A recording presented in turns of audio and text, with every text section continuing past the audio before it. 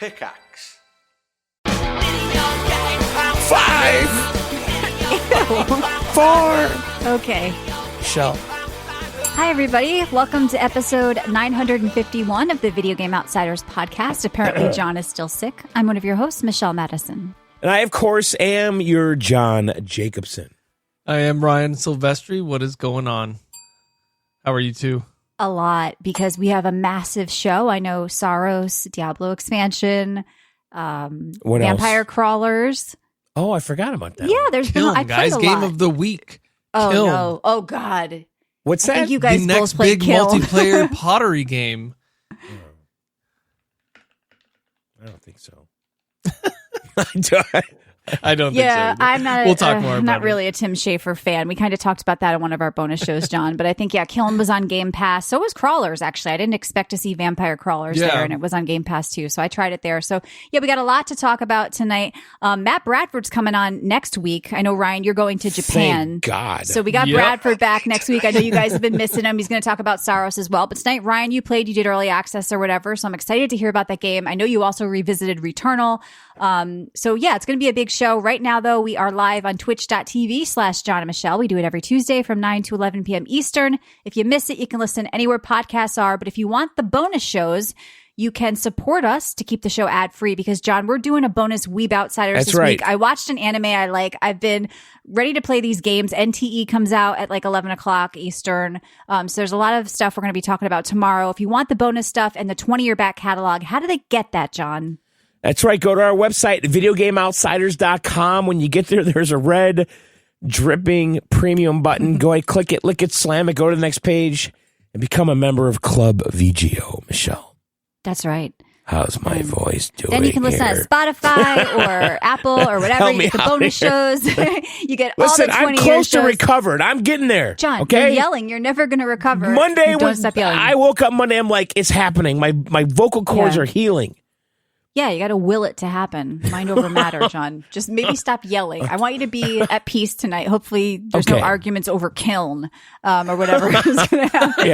Yeah. Go to videogameoutsiders.com. Sign up to become a member of Club VGO. Once you're a member, you can listen to our back catalog of over 20 years. Yeah, we've been doing it that long. If you want to hear a more youthful voice, go. Yeah, you used to sound like you were 12. Now you sound like you're 15, a 15-year-old woman. Did you guys pre-purchase Black Flag? By the way, Resync, John, did you see it? It popped up on Steam. But there's no date. That's what I think is funny. It's like a top seller. Yeah. There's no date. It doesn't come with the DLC or multiplayer or whatever, but it's been selling pretty well. So people are excited for Black Flag. Here's the Resync. thing. I played Black Flag a couple years ago. I revisited it on my PC ultra wide. Yeah. I was honestly blown away by it. Okay. Right. What is different here? What am I getting? I don't get it. You're What getting is this? less. What? Is it less? Because I You're saw not they getting added the a bunch of DLC or the quests multiplayer, but It says enhanced remake with stunning visuals. Well, I gotta tell you, the old game looked pretty good on my PC. Upgraded gameplay and new they did put the content. date on now, July 9th. It wasn't there up until, they must. So 2 months, people have been pre-ordering. But here's Michelle, the thing. you said they removed content, but they added new content as well? Yeah, they said there was 'Cause a reason they didn't want to give the DLC and multiplayer on it, but I guess maybe they're changing things up. What? You know what? Here's the thing. There's no excitement left in Assassin's Creed, so they have to revisit games that people liked before years ago, right? And Is we're that all where we are? pirated out from Yeah, that's where Windrose we're because at. it was a better game. So I don't know. Yeah, We'll see. bad It's still timing. doing. It's still But doing well. Assassin's People are Creed Black excited. Flag, I don't know, man. I love that. Yeah, no, how I it like looked. I liked Assassin's Creed 2. I like some of the older ones. I like so- the old ones too. The Yeah. Ezio, whatever. Yeah. So we'll see. Somebody will be playing it, I'm sure. We'll figure that out in July. But yeah, let's move on. Can Let's we talk about play what it we on played. like Uplay Plus for $10 for a month? I mean, is that still a part of Game Pass, getting like the basic of it or whatever? It might be. I actually haven't Okay. looked into that in a long time. Well, they're hooked up with Discord now. I think you get like Xbox Game Pass Basic Game Pass with is- yeah. Nitro or something. There's rumors about Yeah. that. So yeah, we got Xbox news and stuff later. Sony has been making waves with the always online stuff. I know, right? We've been talking about that in Discord. People mad. They have to check in every 30 days or whatever. Yeah, just like Steam. I know. I get it. Yeah, so we'll figure that out during news. What? No, Steam requires that too, you know. I don't know, because I'm connected to the internet. I don't live in the fucking all the woods. time. Yeah, Like, I don't know. all the time. Never Okay, not well, here's the connected to thing. You're going on a camping adventure for 4 weeks, 5 weeks. You're fucked. Can't bring You're your going No. camping in the woods without internet for 5 weeks. How much do you hate your life that you need to get away from your cell phone? It's time to much are you divorce your gaming wife, in the woods? get a new job. Well, listen, when I was a kid, I used to bring my NES in my parents' pop-up camper. That's great. There's Wi-Fi everywhere now. You can't get away from it. You're going to have internet now. I at finished some point. Metal Gear in a campground in Orlando on the but NES. even that, you don't What? need. Yeah, I don't know. You still didn't play for 30 days. Yeah, you can check in and then be We were there for offline probably for a month 3. and check back in. I don't know. Well, your plans to live in the woods, John, are dead, Kevin says with this. Well, So, GameStop took advantage of this, by the way. they did. Yeah. They posted a thing basically saying that play really has no limits at GameStop. Yeah. Come buy our used games. We believe games should work for players, not against them. If you Well, own good it, thing that they're not in charge of that, and most games require an online Right. presence at all times. or yeah, they're probably selling discs that have like 100 megs on them. And you got to download 40 gigs, right? Exactly. Yeah. Everybody I has mean, to get on the internet for games, If you own period. it, you should be able to play it anytime, anywhere. I agree with that. I do Whether agree you with are online or offline. What I've said is I take issue with is when they shut the game down, like the servers down, and you can't do anything with it. In Yeah, Europe, but I that's believe there's a law game-dependent, where though. they have to let you play it offline. We don't have that here. But Michelle, if the game's like heavily multiplayer shit in there, They should still let you play offline locally, like a lot of okay, games do. but It's like a required in game other like countries, Assassin's so- Creed or single player Last of Us, whatever, that shit should play Well, anywhere, something like anytime. Diablo, which we're going to talk about Right. tonight, connects to their servers. That's ridiculous. If they take That those is servers ridiculous. offline, why can't I play my game locally? These are the Right. types of things we're talking about. And then you have, and people have also been talking about the Diablo expansion, John, because if you purchase the new expansions every time, you've ended up paying more than the people who've just like jump in now. So people are like, how are you rewarding older customers? But that's sort of Right. the way it goes with these sort of MMOs or ARPGs that do this paid Sure. expansion yeah, stuff. you also get a Early package adopter. deal with a So- discount. Yeah. I Yeah. think that we need to develop a rating system or an icon system that Okay. goes on a game and it tells you if you could play it in the woods, or Yeah. on an You wanted adventure. beach games. What? Yes, right? If you're on a plane, if you're on a beach, I'm if you're not in the interested in woods, being in the woods. One of my, like, before I figure out where I want to move, I want to know, does it have good internet? Like, internet's important to me. So It's if everywhere. okay, so On you just my proved my fucking point. Well, I mean, It's yeah, you everywhere. could tether. I could tether anything Right. to my phone anywhere. I'm not interested in being without internet. Okay, but Okay. okay, let's say there's like an EMP event or something. Then I'm going to be worried about Then- like finding food, What? shelter, Nobody's gaming. some guy to carry me around on his back. John, I got bigger problems than Assassin's Well, Creed Black you need Flag. some Okay, I don't bullets have and shoes. There could batteries be and glass on the beams. floor. Yeah, Yeah. All right, let's move on. some 5.56, some 30-06, and some beans. Yeah, That's I all you need. beans. What? I need beans, really. All right. All right. Oh, Where were we? Kevin said there's a site called doesn'tplay.org. All right. Okay. We'll hook up with them. Give me a game, Michelle. Something in the last like 5 years. Spider-Man. Crimson Desert. Okay, you ready for this? I'm ready. Offline play, yes. Pragmata, CC says. Download required, yes. Well, we know that. Well, then it's not technically offline because Yeah, you got to so download when you But connect. once you get it on your system, though, then you go to the woods. But how are you? There's just been an EMP. You need beans. You need batteries. You need playing cards. Well, honestly, You- if there is an EMP, your PS5 is probably toast. So that's probably Yeah. the worst example. what if you have radiation from some sort of You got explosion an and your hands don't work? electromagnetic storm. Yeah. Yeah. I mean, Okay, we aren't so thinking about it would this be here. some other kind of event that wipes out the internet, maybe the satellites, antennas. I'm too nervous to game when I'm on an airplane. I'm definitely not going to be thinking about gaming when an EMP went off All right, and we're all let's check underground. another You don't game on go this. on airplanes. Give me a game in the I last do. 5 I years, just Michelle. recently flew. What? What am I doing? Give me another game. I don't care. We got to check this. We need to know what We don't have games to Resident bring. Evil. Kevin says Which you can one? play Yeah, that. that one works. Yeah. I'm not You okay. can Do you play it want to do offline. like an episode preparing games for the end of the world? Like games you Yes. can play offline. Yeah, that's another time and place. How about Last of Us? Just Last of Us. Why would I want to play that? Well, I'm just trying to think of a single player game. So Last of Us, pretty good. That would be a good game to take with All you. right. It's too depressing. You're already living the end of the world. You don't want to play it. And yeah, shout out to Kevin, who was on last week and will be on again on the 12th. He went to that Midwest Gaming Classic, met some VGO people that showed up. Jesse showed up. Nice. D-Ski just said that it was great to meet him there. So Kevin was selling stuff and met some of our listeners. And he'll be back, I think, on the 12th, Matt, next week. All right, let's move on to the 10-second spotlight. John, we're going to talk about some games. Pragmata, offline play, yes, does require download. I don't give a shit about offline play. I really Well, don't. I mean, this is an important thing, you know. Not to me. I we think could be you should close focus to on this. this, John. This should be your whole new angle, your new Right. podcast here. Let's workshop this, you know? Yeah. Only play games that you can play offline. You Yep. can't download anything. You buy the Exactly. disc, the entire game's on the disc, Right. and that's it. But I'm wondering, patch, though, no let's bug say the fixes, internet goes nothing. down, you go to GameStop. How do you know which game requires a download? I guess the site, but you can't access the site without the internet, which is a problem. So I think we need an icon system. Yeah, and day one patches, bug fixes. People are never you're going to be connected to the internet. I don't think so. that's Basically, gaming stops at the GameCube, right? That's you can play Yeah, GameCube and essentially. before, right? and a lot of indie titles. You let me know when this conversation stops. So Michelle, Okay. Yeah. All right, John. Let's move on. Okay. All right. So, John, I know we both played Diablo 4 Lord Yeah. of Hatred. The expansion Yes. came out yesterday. And if you made a character yesterday, of course, you couldn't play on the seasonal realm that launched today.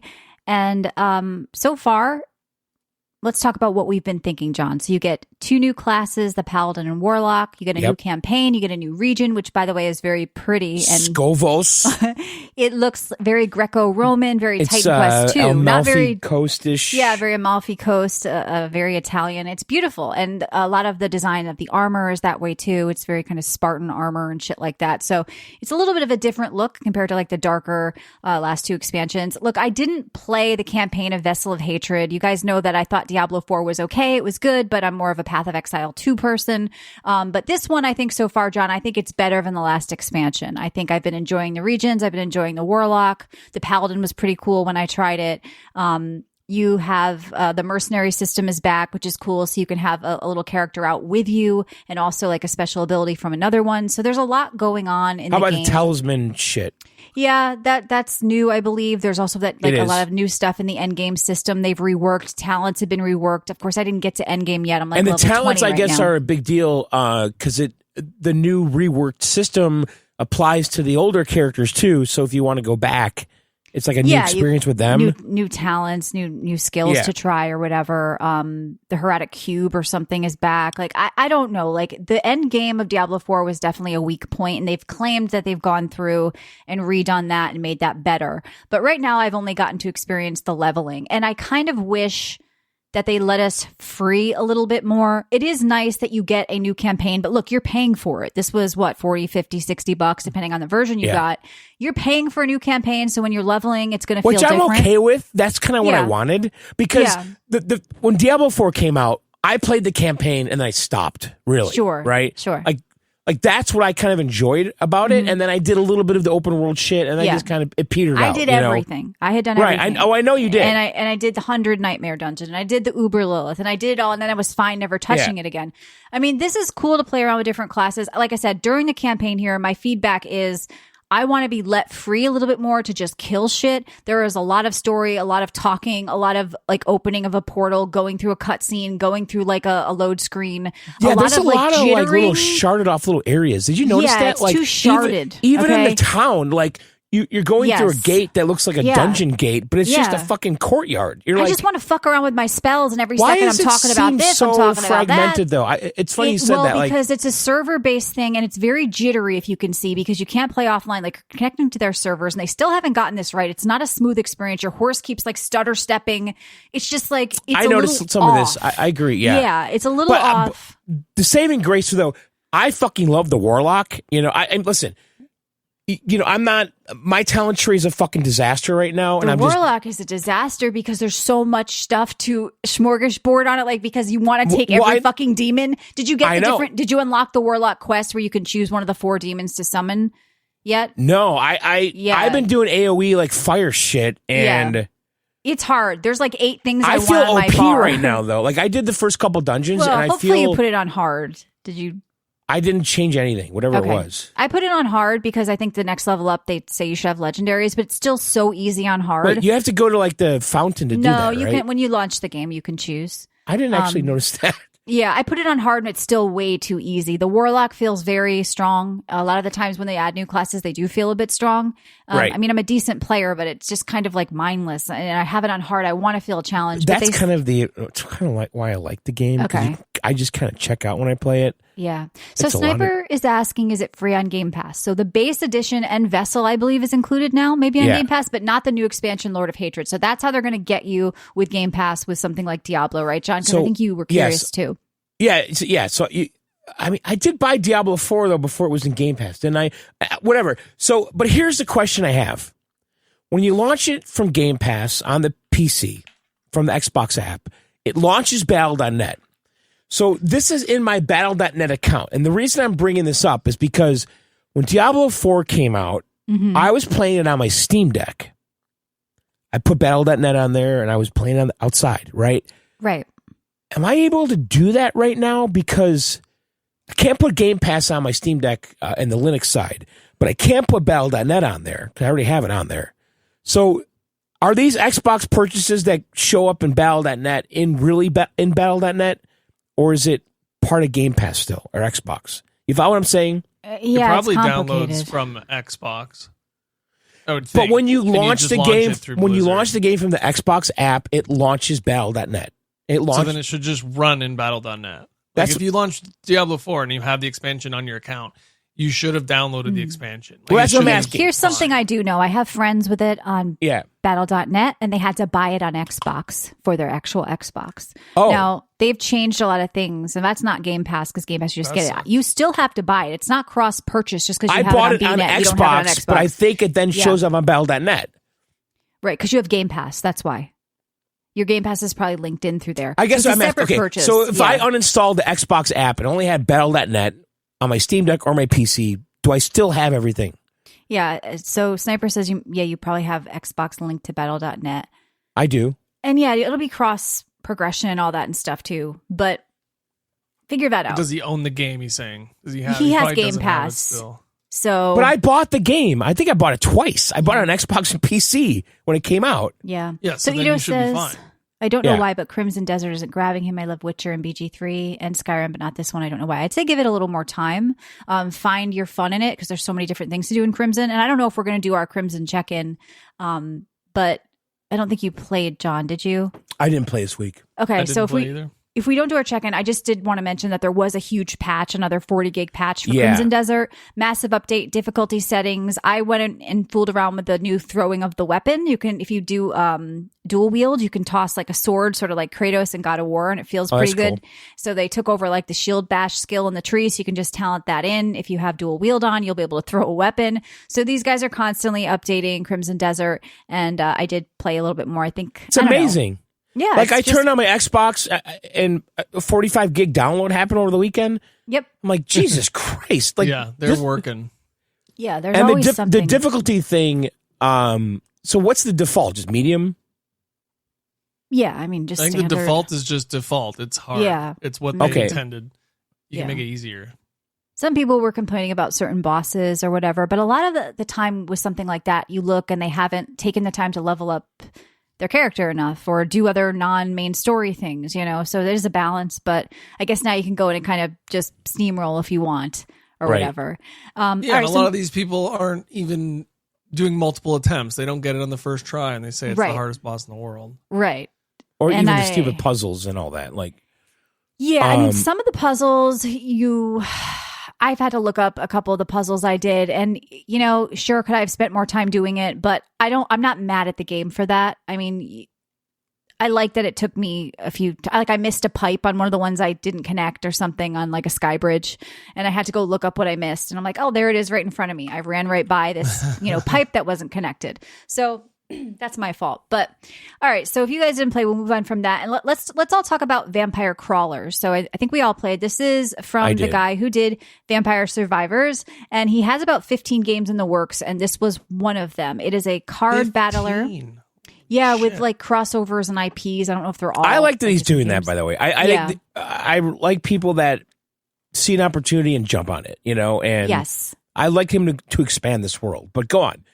Yeah. So look, I know you tried the demo and then you played the real thing. I did. I have weird thoughts on this game. I don't hate it, but I don't get it. I don't get the overwhelmingly positive, this is the greatest thing ever types of reviews. I'd rather play like Slay the Spire or something. And I think probably, Ryan, you're with me there. I mean, the encounters feel a bit mindless. I like the retro look. I like how he has the different characters. He has spells from Vampire Survivors. It's going to feel familiar if you played Vampire Survivors. That's all very cool. It looks like old school wizardry. It's got some nice touches. Controlling your character through first person with like the left and right on the keyboard is kind of weird. So weird. But Yeah. the play all It's good with button- controller, by the way. The right stick rotates you, and the left stick moves you. I figured forward. out there's a setting for PC that makes it better, like rotate map with you or whatever. But forget It's all clumsy that. at first, though. I'm talking about just playing the cards, right? It's just play all, mindless, throw them out. It feels like you can't lose. It's not though. Later, I played later. I played hours. I'm on the 3rd level. Well, so am I. I'm stuck on the bridge, by the way. So I don't know if you guys got past that. Did you get past the bridge? Huh? I didn't. I don't know. I did not, I'm on the no. 3rd level. But It was like the library. I and kind of whatever agree with else. Michelle. I felt that they were just giving you cards, and whenever you clicked, you were going to win that encounter. Yeah. Like, there's no like order But later of on, though, operation the and- cards have like this synergy thing with them. Yeah. Where you get and these. I upgraded them and I put the gems in and I have. No, I did all that, and you can evolve cards. You can combine cards into a super card. But there's also this thing where if you play this card after this card after this card, Sure. it's like it ramps up to some fucking crazy shit, right? But the skill cap, at The least. game gets hard though. When you get to the fucking bridge, it's hard, and you got to go back. Well, level here's up. my thing with roguelikes, period. Yeah. They want you to die over and over because then you're putting points in. And the only way you're getting by it is because you put the points in, not because you yourself as a player is getting better, just because your character got stronger. And I think this game might rely on that a little bit. No matter how good of a player you are, you might get stuck on the bridge or whatever you're talking about, John. Yeah. You have to just go back. You have to level up your character. And so I feel like I wish there was more strategy involved in the cards you were playing. And maybe it happens 7 hours in. Well, I'm 3 hours in and so I'm not when seeing you- it yet. When you and I So- talked about this, maybe it was on Monday, I felt that way, but since I've played it more, I don't feel that way as much because you have all these buff cards that you have to play first, and you have to really manage the mana on the cards. You know, the cost of the cards. Sure, there's a little thought involved, but I mean, but as you someone who's can't played just play all other the card games, You can't with just that play all the involve- cards, though. Listen, I agree with you. It's a chill game. Okay, it is Okay. mindless. I totally get that, and I agree with that. Okay. But I started seeing more. I had to pay more attention a little bit later in the game. Okay. And I did like the library level Well, here's quite the a bit. thing. I'm seeing, look, I don't hate the game. I don't dislike Yeah. it. I'm seeing people on Steam, very positive reviews that have played for like 30 minutes. I'm like, what am I missing? Because 30 minutes in, Ryan, what was your experience kind of when you turned it on? I was bored. Okay. I was really which is bored with it. which is exactly what I said to Michelle on Monday. I think it was Monday. Like I wanted to fucking die. Like I wanted my Yeah. character to die so I can go back to the town. Right. Right. Because I'm like, and this is Ryan, so you play a lot mindless. of card games, so continue on. Like, what did you think of the game? Yeah, like I was bored right off the beginning. There wasn't challenge, and I know obviously challenge will pick up later as the game progresses. I just wasn't a fan of the interface and the way the game was playing out, like the flow to the game. And I Right. played an assload of Vampire Survivors. Like I pretty much unlocked everything minus a couple DLCs. So I have like an attachment to the like, IP? Vampire Survivors, but Yeah. I couldn't get into this game. I kind of closed it after about half an hour or so. Yeah, I went back to it. I had the initial boredom. And then, John, I did have a brief period with the game where I was like, okay, all right, this is working. I see this happening. And then I got bored again. So, look, I'm glad people are liking it. I'm glad the guy's doing well with the IP. I want to get over the bridge. I'm missing It's a the mission. this is the best card game ever made kind of thing Yeah, that me some too. people feel. I'm missing that. I don't feel it's that, but I do think that if you keep playing, though, you'll see that there is a lot of depth here. A lot more than it in the first half hour. Like, Right. Yeah, honestly. maybe I wish it ramped a little sooner or It doesn't. It doesn't. Yeah, right. That's all I'm saying. For me, I would like a little bit more because after 3 The hours, one thing I'd that like to see confuses more. me about the game is that, and maybe this is the rogue nature of it. Mhm. So, like on the library level, I had a fucking deck and a half. Like I was in the zone. I had this deck. I evolved cards. I had all this shit.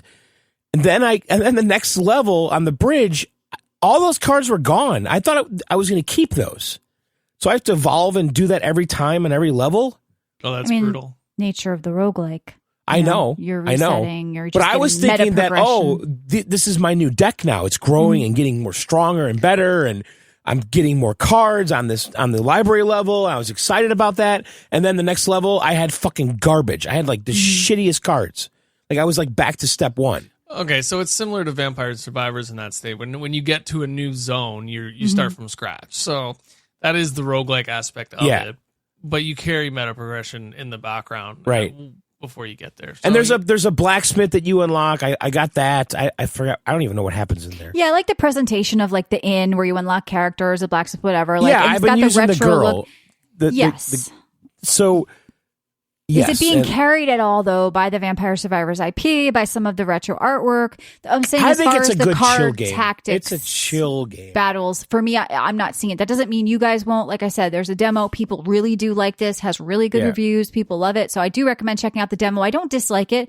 I just kind of was hoping to think a little bit more, maybe like I used to do when I played Hearthstone or even my time with Slay the Spire. Okay, so moving on. I did play a game called Tangy TD, which is tower defense. Ryan, I know we talked about this in Discord. This went a little viral because the developer had a video of him crying when he found out his game sold you showed me that. 250. He woke up and he was like, he got $250,000 the first week or whatever. And so, I don't know. It was on sale. I wanted to try it. I like tower defense games. I don't support people filming themselves crying on the internet, but I'm not going to mock him. But I will say that I did beat this game. I think it's cute. I think it was worth the $8 I paid. So it's a tower defense where you control this little witch named Tangy who can run around shooting and doing stuff while you have your team out there placed around the map, sort of like Bloons TD or something like that. There is a big talent tree for each class. And one of the things, though, being a roguelike, I found that there was a certain map I got to where no matter how good I played, how well I did, I really couldn't beat it until I died a little bit and put more points into the talent tree to get where this one guy wouldn't like one shot everybody. So it's like you have to kind of grind a little bit to be able to even play this. I started to see the flaws of like, okay, this is a cute game. It's kind of fun, but it's not like the best balanced tower defense game I've ever played or anything like that. But yeah, I actually kind of like this game. I think it's not on Steam anymore. What? I'm looking for it now. It's not there. There's no way it's not there. It's gone. I clicked the link even on Google and it's not there. Why is did this he remove another it? Flappy Bird? What the fuck? Did this guy steal from shit? This is Flappy Bird. What happened? Wait, Michelle, say the name of the game again. Tangy TD. Tangy TD. Wait, what? Is it Tiny? Is that on her library? name? Is it Tidy or Tiny? Tangy TD. It's right here. Like it's on Tangy Steam. TD. I'm looking right at it. Wait, I clicked on the link and it's No, gone. he's Oh my God, right. where is this game? The link. It's what gone. the There's link no was news just link about on from it sale Google. either. today. The link from Google goes nowhere. What the fuck happened? This is late breaking right now because guys, I just beat it before the show. I saw the page. It was on sale for $8. It's Is it gone. in your library? I'd have to go downstairs and look. But look, Oh, okay. what It's the fuck gone. is happening? This is Flappy Bird. Did he steal all There's the no shit? news. There's no news about it anywhere. Well, maybe he couldn't handle the exposure. That's what happened to the Flappy Bird guy. I mean, this doesn't have Flappy Bird success. I could get, one guy's like being taken down and sued by Nintendo or whatever. This is like, yeah, it did well. Congrats to a solo dev doing something. But I'm telling you, red flag filming yourself crying on the internet. Was that all fake bullshit? Fuck He's me. AI. Yeah. I mean, I know he was foreign. Okay, and I'm on maybe- the discussion part of the the right. Tangy TD discussion is there. I'm on the Okay. page right now. So But here. the game is gone. But let's see if there's any clues in here. Let's look. All right, This here is we go. late breaking. Can no longer open the store page. He took I only the have money and access ran? to it due to having it in my own Steam family. Was going to purchase myself, but can't open the page. Yep, the game is gone for me too. It's been removed.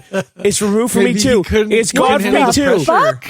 The updating, the constant updating, and the He didn't have to. Steam- He could have just said, "I'm taking a break, guys. Here it Yeah. is as is. I'm going So back here, to work." Steam database Discord server has it under removed apps. Probably somebody screwed. My guess is copyright. Someone says. Thank you, everyone. They said on their Discord about an hour ago that it's just getting patched and will be back on Steam after the patch is done. That's an hour ago. Okay, but when you patch a game, it doesn't get removed. No. Yeah, something happened. This for is sure. weird. He's taken out something. He copied Bloons TD and swapped the art or something. Okay, here we go. Here's more from the discussion forum. This person says, "Huh?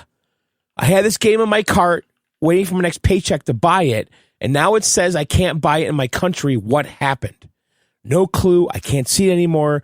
That On is Steam weird. database, it says about 7 hours ago, everything was removed. Just bought the game yesterday. They sent our Discord about an hour ago that's just getting patched. Okay, again, oh, that's nice. Thanks for letting us That's non-members. very odd. Games That get doesn't make patched any without them sense. being removed. That doesn't make it- that That's makes a no lie. sense. That's Yeah. a fib. The guy is planning something. Get out now. Yeah, he's removing something that shouldn't have been there. Yeah. Maybe AI art, who freaking knows? But Right. you don't just take it down. He maybe thought he can get away with it, but like you have that many eyes on you, like someone's gonna notice. Something weird is going on.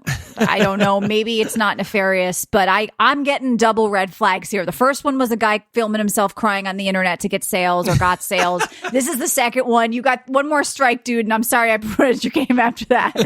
Yeah, Paul Tassi would know, Jedi. That's a good point. Maybe, John, you should contact your buddy. Yeah. But look, I kind of like the game. Like I said, for the price, it's cute. It's not like perfectly designed. There's some flaws in like the tower defense-ness, but it's a fun little tower defense game, and I had a good time with it. And if anybody knows where it went, So why? I don't buy this. I'm just patching But it shit, though. the community page for this exists. That's weird. Yeah. The store page is gone. Maybe there are certain types of patches on Steam where you have to take the game offline, but that's weird. I've What never kind? seen that ever. I've never seen that in my ever. life. I don't know. Let's I'm- see. The I latest said, though, news. Guys, This was a weird kind of created. Then all these articles popped up about him crying online. He kind of planned it where he opened it up and was filming himself. It just smelled His wife fucking came weird to in. me. Yeah, from the Well, beginning. it's also like there's so many devs that are working full-time jobs and developing on the side. Yeah. And like you said, this guy took advantage of the opportunity to film it, and I don't think he filmed it to go viral. I think it just went viral because he had a big following on Twitch. Like people were Sure, wherever it he went streamed, viral, and then people these were watching articles him. started coming out about it. It just Yeah. smells weird to me, though. I don't know. I'm just saying. Kevin says it never existed. Yeah, this is Mandela effect, John. We're on a Oh my different god! timeline. Is this a timeline thing? Oh no! They probably just took it down to patch it. We don't know what the fuck we're talking So about. We're this just having person fun, but- here says, "Does this What? look like a fake game to anyone else?" Yeah, Stole what's your happening? credit What did card, I check just your play? What did I just play? Check What your did I bank. beat? Check your crypto. Oh shit, my This wallet. person's saying, "Why didn't he list this as early access?" Yeah, what's happening? Kind of sick of an unfinished games. Not gonna lie. People are turning. There's always a turn on the internet. Oh yeah. You know what I and this mean? person Your says, biggest- "Furry opinion discarded." I mean, I know. And then he replies, "Don't persecute me." That's so stupid. One thing I like about furries generally, because we all make fun of them, they have a good sense of humor usually, and they joke Don't back about it. persecute me. Yeah, so you know what I mean. Good for you guys. Good for you furries. You let us tease you and you laugh back. All right, we're gonna so listen. we'll figure this out. It's We're unfolding. gonna keep. I'm gonna keep monitoring the discussions on Steam. Okay. Never If there's trust any, a guy who cries on the internet. I told you. If People there's any about new this. posts, I will let you guys know. All right, good. Camera. On camera, he filmed this. There were tears. He had the scrunched face, like In his with a lot of defense, he snot. streamed it and he started crying. So it's not like he set the All camera right. up Well, to cry. you know what? But Congrats, dude. But don't cry. Keep it together. Keep it together. Be strong. Anyway, I'm All right, just here we drinking. go. Yeah, I'm just looking here. Okay. What? Tangy TG got removed from Steam Store for tracing a hentai goblin sprite. he Okay. traced. Oh, Okay. no, a hentai goblin. That's not good. So Wait, it's John, not did you make that AI. up He or did you literally actually find copied. No, I'm reading that. I'm reading that on X right now. I mean, I think it's something like that he's trying to get rid of because a patch, I don't know. There's probably still, when you patch, there's probably Pardon still my remnants. Ignorance. What is a hentai goblin sprite? Hentai is like kind of a sexy thing, right? But what do you mean he traced it? He copied someone's art? It's like octopus sex, one layer of something, and he kind of probably just removed the tentacles. And yeah. Hi, Candy. Right, I'm goggling. Googling. Hentai goblin. All right, let me see what comes up on Google. No, I don't think I've ever seen hentai paired with goblin.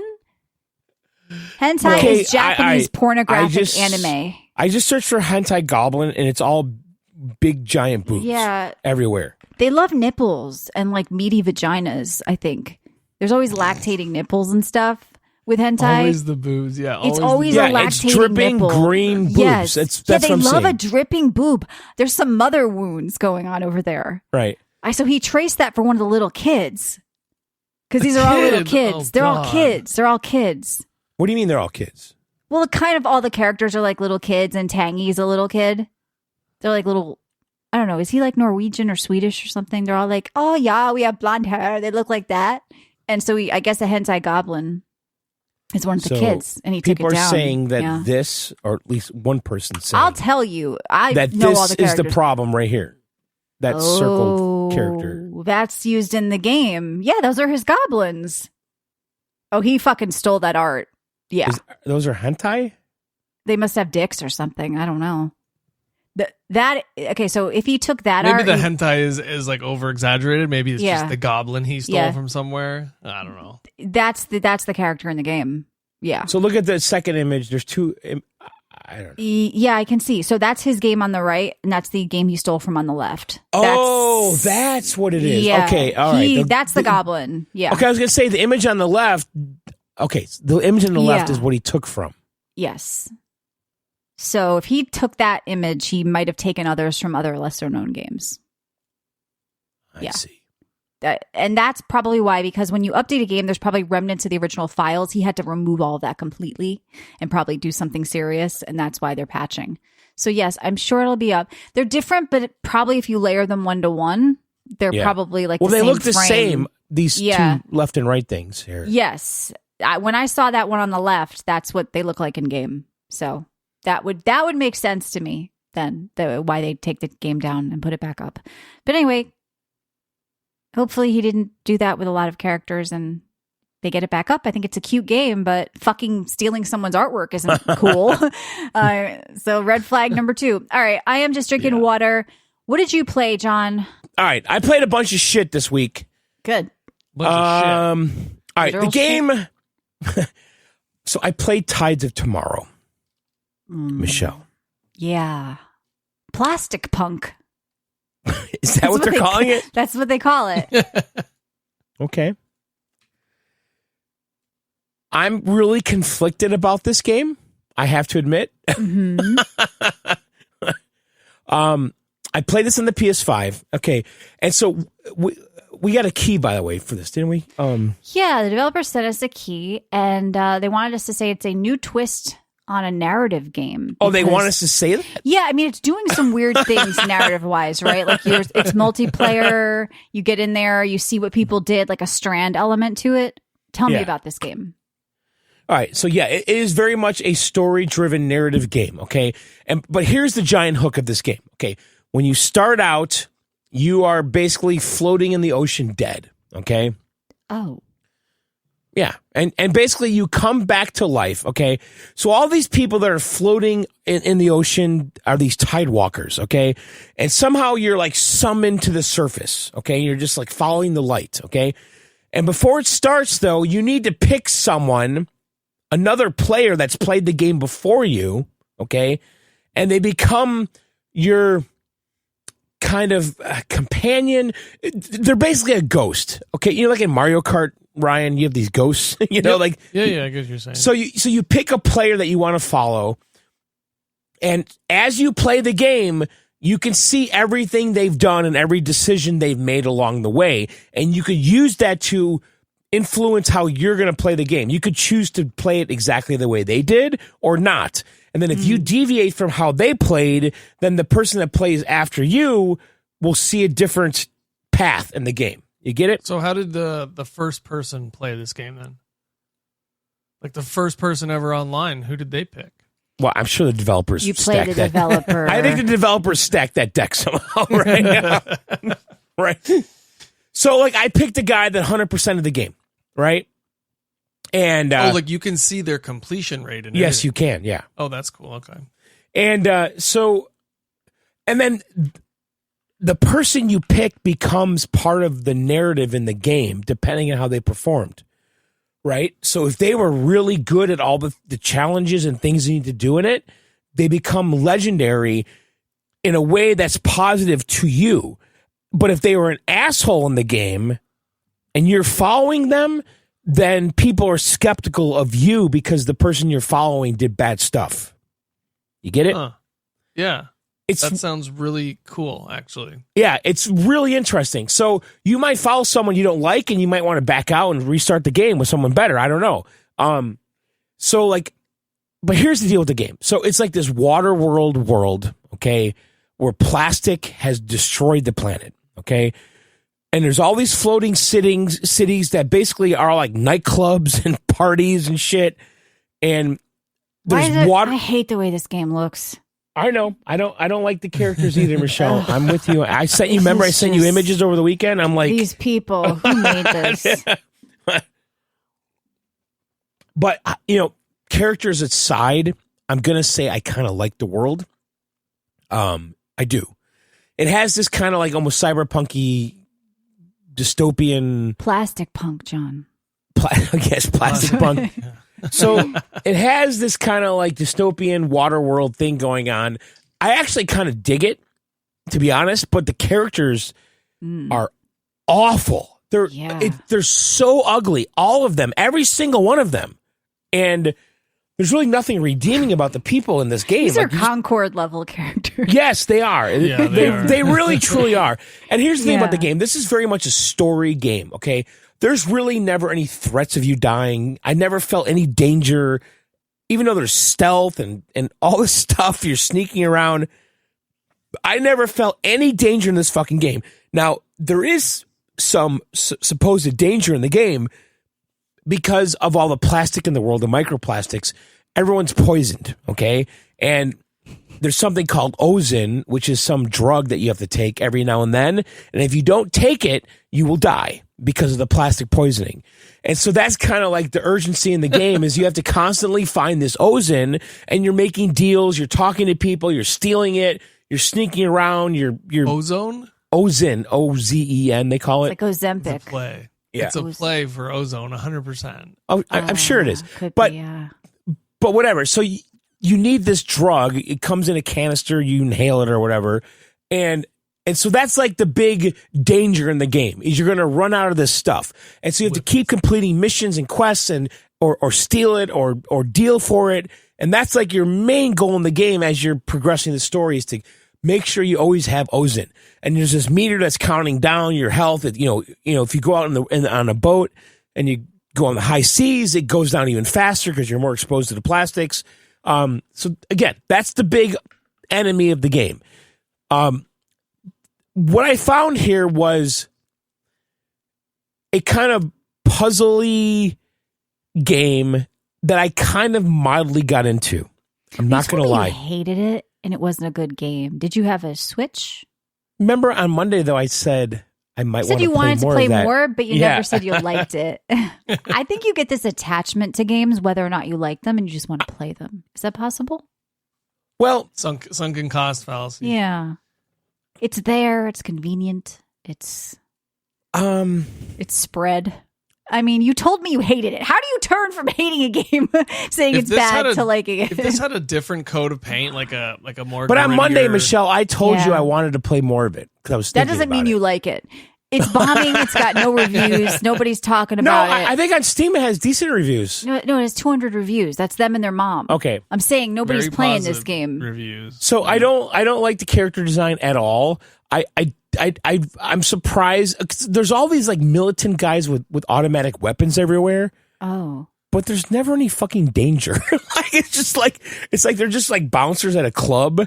Like you feel like there's like this Orwellian like occupation in this world, but like, did anyone call you comrade or? That's the big complaint I have about this game is that there's no real danger. Like there's no consequence. There's no consequences for anything you do.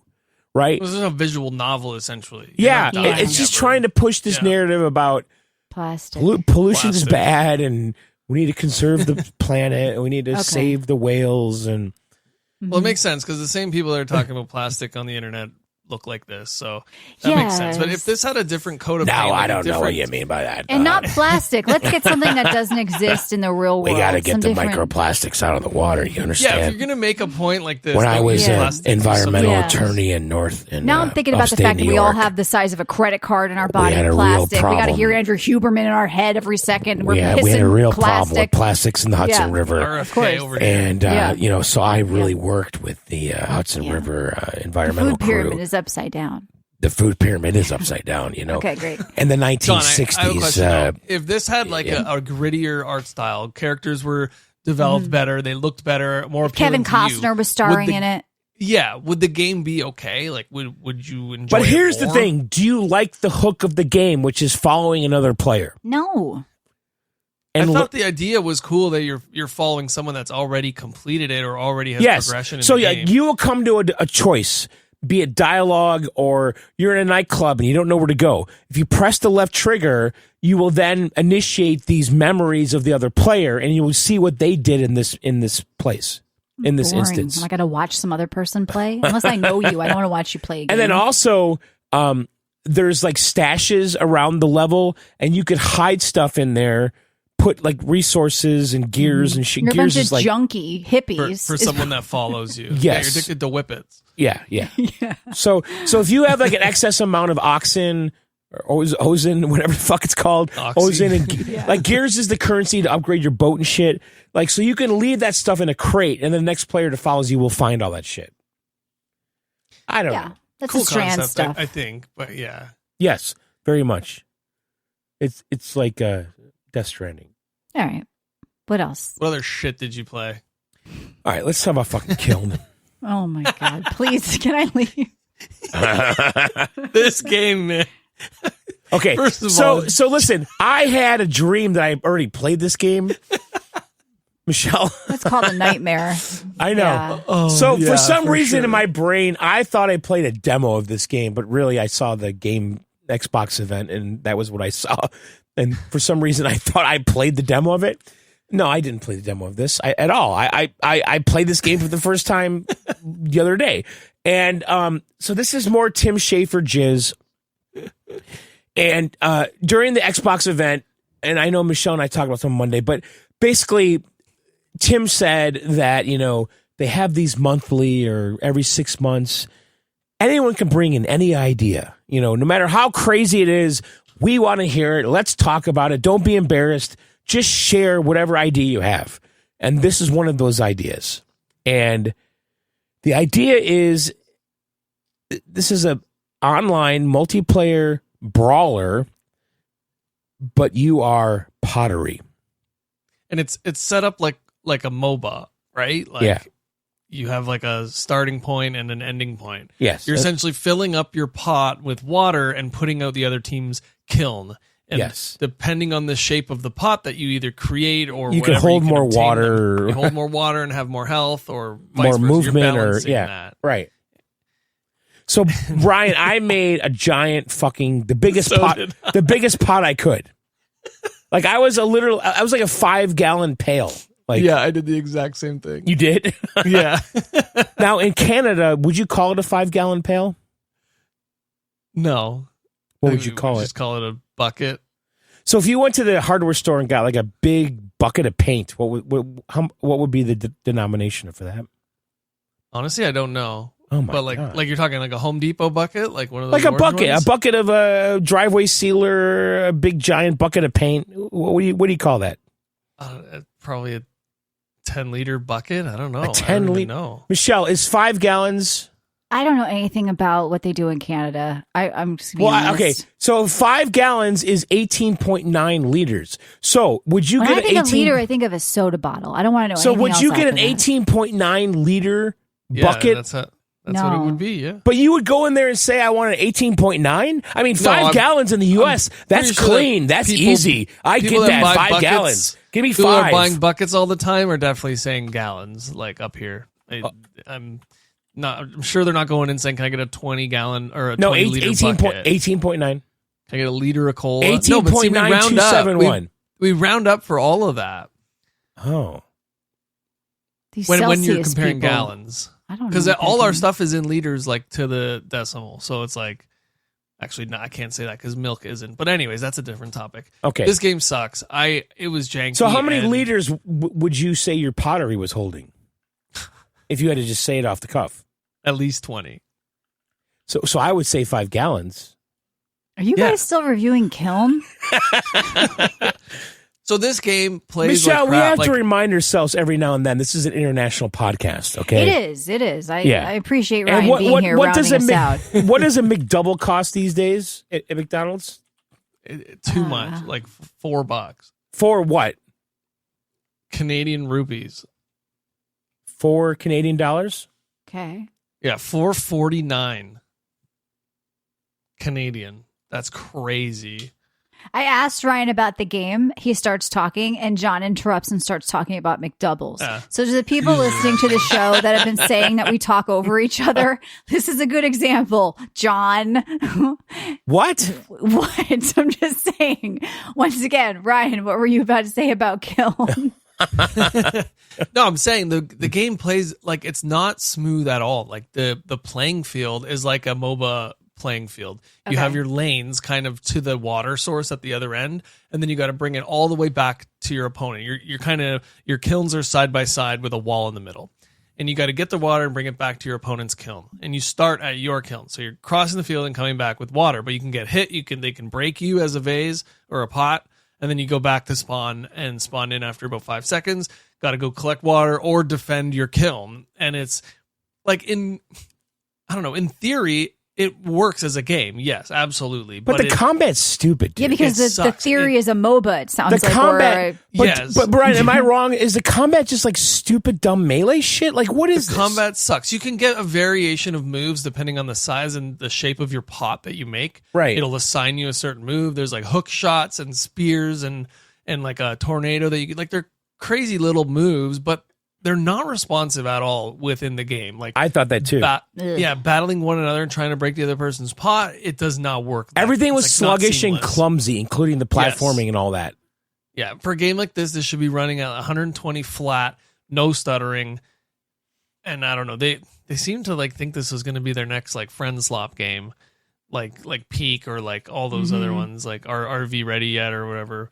And I don't see it. It doesn't have a lot of players. It has 104 reviews. I think I saw like 14 people playing it on Steam the other day. And I know it's a Game Pass thing, so 90% of people are going to be playing on Game Pass. I don't know. It's just not. Is Double Fine done? Yes. Yes. What was the last good game they made? Psychonauts. Psychonauts 2. That also didn't do very well. Yeah, the second one didn't do too good. No, I think this is a bunch of fluff. These are people resting on their laurels, and it's time to put the kiln down. Put it away. You're done. Yeah, they made Keeper. John, you loved that game. The Lighthouse game, that's them too? Yeah. Oh my God. Yeah, that was bad. What are you guys doing? It's a school art project. It's not a video game. I did like Costume Quest. I like Brutal Legend. How many years ago were these things? This is what we're talking about. How many years they ago? made Gang Beasts. That was popular. Gang Beasts was popular. Yeah, that did okay. But once again, that was another that was a ragdoll game. This game is someone's grandkid made it up. And no, they brought it into work and told no him one's No, that's not what happened. It wasn't an adult that the woman made in this game, HR made it up, and a she woman had definitely permission. came up with this. I talked about it on stuff. Dudes don't like pottery. Only women get excited about making pottery. Guilty. So once I've done a year, okay. Tim said, "I don't care what you do here. If you get an idea, tell us what it is." And then Brenda from HR came in there and said, "You know, I really like the movie Ghost, and I also like pottery. She didn't say that. It's probably a 22-year-old woman who got hired as a lead developer. Yeah. And she said, I want to make pottery and fight. And they said, great, let's do it.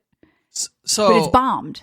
If I can say one positive thing, probably the best part of this game is making your pot, because you can do a lot of different customizations, put different textures, and you make your cool little pot. You put your little spirit inside of it, and then you run around with it. Like, that is the highlight of the game, was making the pot and not the actual gameplay. Okay, for me. now Ryan, help me out here. You don't ever make the pottery during the game, though, right? You just make the pot, and that's your pot. Yeah, like, so I leveled up a couple times, and you get a ton of like accessories for your pot and different textures. So you make your pot in the menu in like the pottery house or wherever. It's like a little open world area, and people are running around, and you go there and make your pot there, and you have your shelf of 3 of your favorite pots, and you're this little spirit blob that plops himself in the pot. I get that. So like, yeah, you don't make it in the game. You take your 3 pots to the game. You can switch between any 3 pots. So you can have a skinny one for fast attacks, a big one that takes a lot of water, and then a medium-sized one. All right, so maybe that piece escaped me, but I thought I was going to be making pottery on the fly in the game, which is kind of what I felt when I saw the Xbox event. Pottery on the fly. That was a band you were in, right? Yes. Wouldn't that have been more exciting, though, to be like, honestly, yeah. What? Right? Yeah, I think so. I think it would have been. Yeah. A rush to make pottery. Hold on, I'm putting the handles on. Yeah, hurry exactly. up. Billy is about to take down the tower. Well, are you in the jungle because it's MOBA? And it's like, I get it, but I saw this game. I knew it was shit. Nobody's playing it. It's a bomb. Let's stop talking about it. The chatters are bored. They're mad. They're mad. Even the pictures on Steam there's no gameplay images. It's like they're ashamed to show it. It's all like little cutscene photos and pottery, like making the pottery. But it's not. We'll move on. No. All right. Well, I mean, other than that, I'll just mention this, but I'm not prepared to really talk about it yet. Oh. I played Dead Island 2. Oh, nice. But only the beginning of it. Yeah. And I was kind of impressed. Yeah, it was a good time. I kind of the original game is great. I kind of liked it. It's on sale for $5, so I want to play more of that. Like, I was into it. It felt like I was being transported back to Xbox 360 goodness. Oh, it's back up to 50 again. Yeah, they did a short sale for $5. Damn, I don't really gravitate towards zombie games. Yeah. But I dug it. Good. I'm going to play more, and we'll discuss it next time. Good. Sounds wonderful. What are you drinking a Jigsaw Jazz. Ooh. Sounds good. Okay, so I played a bunch of games. I played Pragmata. I beat Pragmata. I don't want to talk too much about it. I know you guys talked about it last week, but I did want to bring up a few things about the post game that I don't see many people talking about. People are going around saying it's too short for $80. It's too short, blah, blah, blah. Like, yeah, okay. I think I did 90% of those simulation trials 70. were. There's no 70. $70. Oh, yeah, right. It wasn't a full price. Right. Canadian. So Canadian. I think. I thought. Yeah. It's $80 Canadian. Okay. So people are saying it's too short for that price. And I just want to point out that, the main story without sidetracking is probably 15 hours. I was doing a bunch of those simulation trials. I think I did almost all of them, and I got the 3 stars on all of them. And I completed it in about 19 and a half hours. And the post game, I didn't expect this game to have any post game other than like a hard mode. So they give you Lunatic mode, which is the hard mode. They give you New Game Plus, which unlocks a bunch of extras. You got a bunch more freedom. You get an extra weapon and some other stuff. But they also have this mode called Unknown Signal, where you go back into your previous save just before you fight the final boss, or you go into that final end sequence. And it unlocks a special area at the base camp there. So you max out to level 5, and it unlocks this other room that you go into. And there's about 12 pods all around the room. And each pod has tied to it a specific sequence of events or a boss fight or something. So in this Unknown Signal mode, all the bosses that you've fought in the past are enhanced now. And they can be tied to one of these pods. So it's like, go defeat the You go to the pod to boss activate it. in this area. So no. So you go and defeat it in the game, come back to this room, the pod opens, and then you go and do a challenge, just like similar to the trials on the simulation trials or whatever from the base game, but like different. They're way more scaled up and they're a little bit longer. and you have to complete all 12 of these pod trials. So you have to do the prerequisites, the pod trials, and then you unlock another secret room with more cosmetics, another weapon, I think, a ton of stuff. There is at least an extra 20 hours of content in the post game of this game. So if you now, how motivated are you to do all this stuff after finishing the?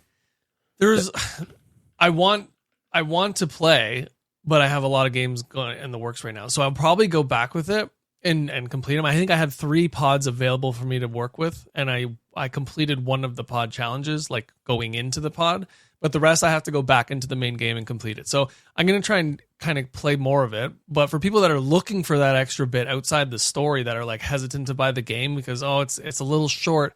No, if you really want to take advantage of this game and go post game or go for 100% completion, you're going to do multiple playthroughs. You're going to do this unknown signal mode.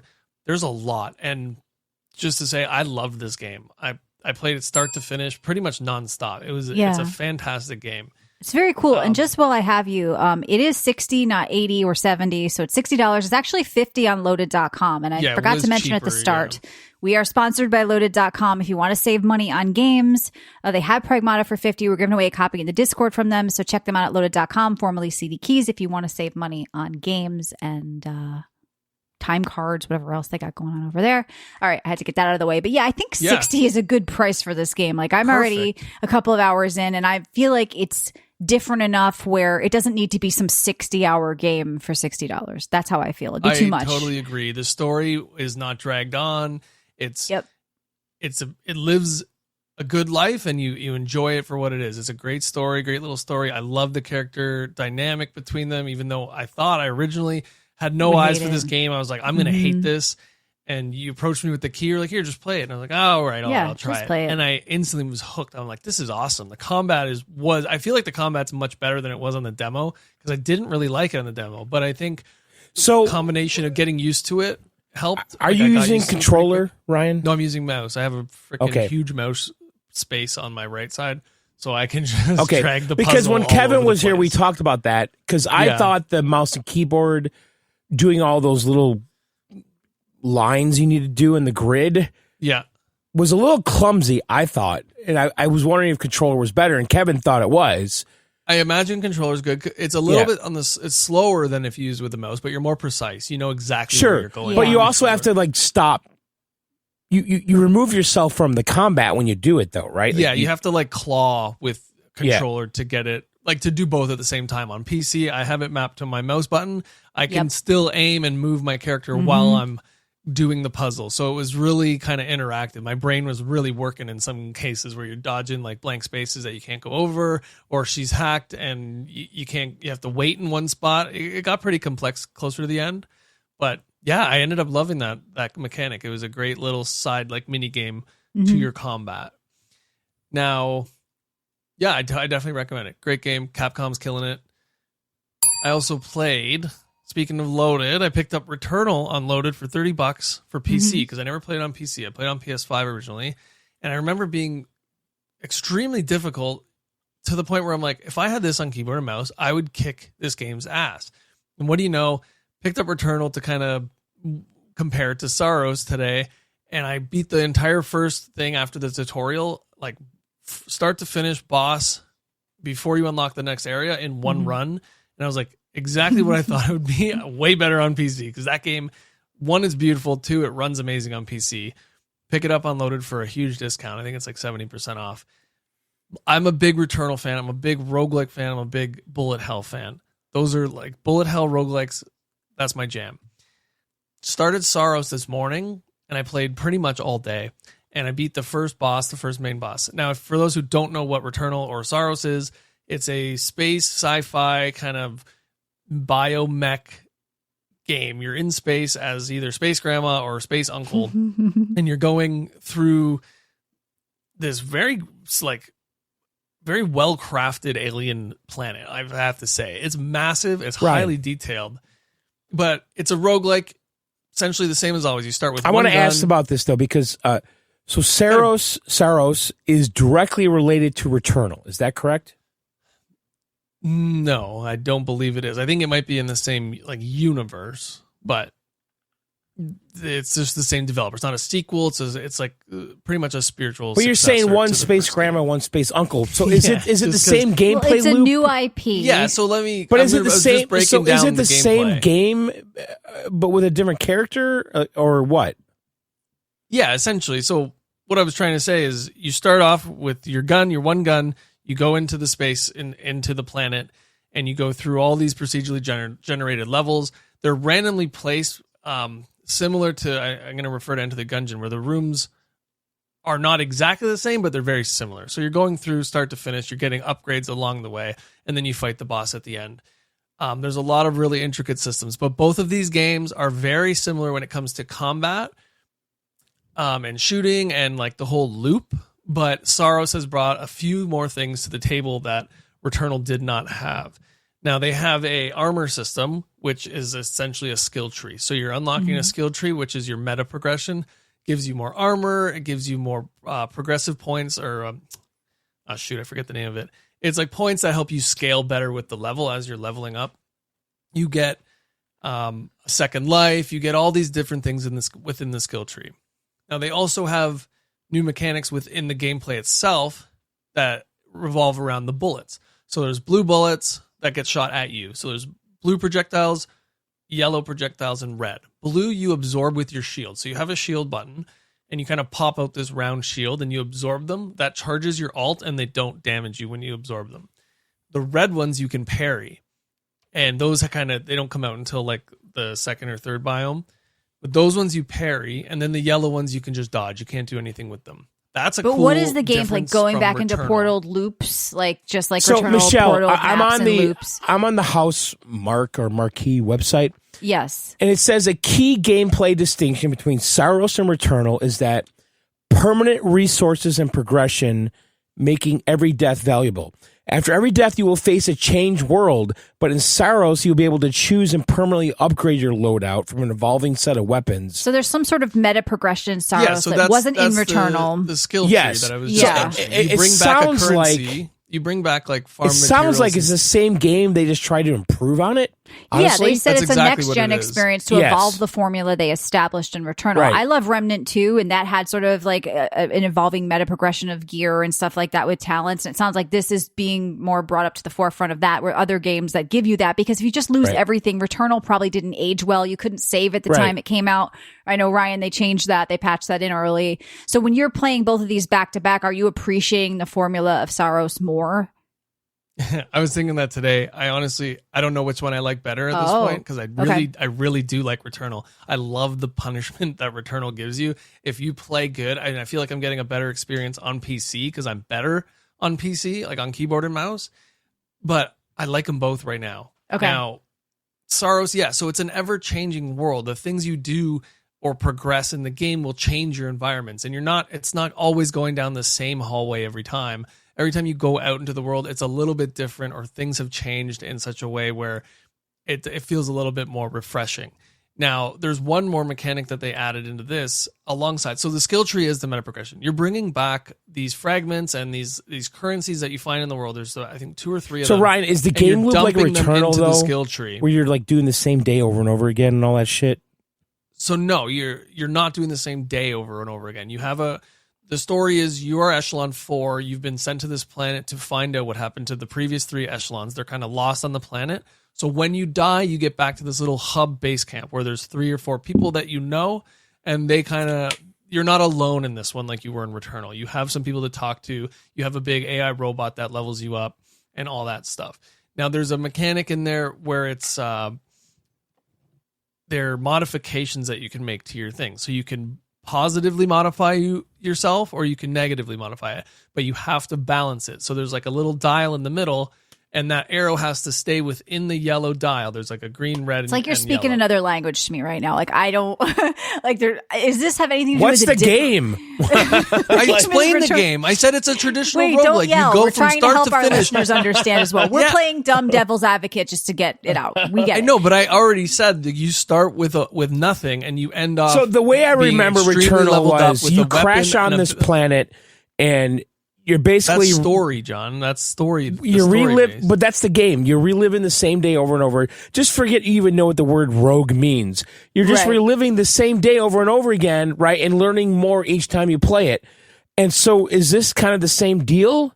But you have more permanent upgrades. You go out. You don't know why. I was just explaining that. You don't. You go out and you die. You don't know why you come back to life on this planet. You're the only one that does, and you keep being brought back in this hub world with your squad, your Echelon 4 squad, and they're all kind of trying to figure it out with you. Like, why do you keep coming back? Where are the people that were here before us?